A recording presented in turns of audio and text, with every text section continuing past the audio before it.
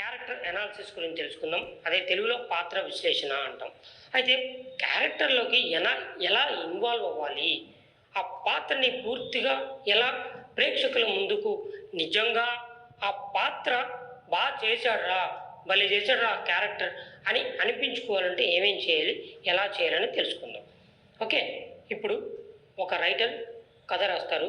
ఆ కథలో పాత్రల ద్వారా ఆ కథలో ఉన్నటువంటి ఉద్దేశాన్ని ప్రేక్షకులకు అందిస్తారు. ఒక రైటర్ నవల రాసినా, కథ రాసినా, ఏమి రాసినా పాత్రల ద్వారానే ఆ కథని పాఠకుడికి, ప్రేక్షకుడికి అందిస్తాడు. అయితే ఈ కథలోని పాత్రలను విజువలైజేషన్ చేసి ఒక సినిమాగానో, ఒక సీరియల్ రూపంలోనో, స్టేజ్ నాటకం అయితే స్టేజ్ అయితే ప్రేక్షకులు ఎలా అందిస్తారు అనేది ఇప్పుడు మనం తెలుసుకునేటట్టయితే, ఇప్పుడు ఒక పాత్ర అంటే నటుడుగా నువ్వు వేరు, పాత్ర వేరు. అంటే నటుడుగా నీకుండే లక్షణాలు వేరు ఉంటాయి, నీకుండే బిహేవియర్ వేరు ఉంటుంది.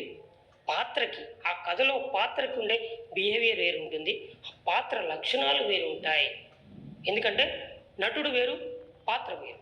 ఇప్పుడు నటుడుగా నువ్వు ఆ పాత్ర చేయబోతున్నావు అని అంటే ఆ పాత్రకి కొన్ని లక్షణాలు ఉంటాయి. ఆ పాత్ర నువ్వు చేసే ముందు ఏంటి ఆ పాత్రకున్న లక్షణాలు, అది 5Ws అంటాం. 5Ws 3 dimensions. వీటి మూలంగా ఆ పాత్ర యొక్క ఉద్దేశాన్ని మనం తెలుసుకుంటాం.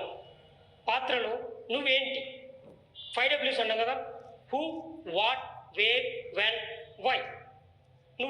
నువ్వేంటి, నువ్వు ఎక్కడున్నావు, ఎలా ఉన్నావు, ఎందుకున్నావు, ఎప్పుడున్నావు, ఇవన్నీ కూడా ఆ పాత్ర తాలూకు లక్షణాలు.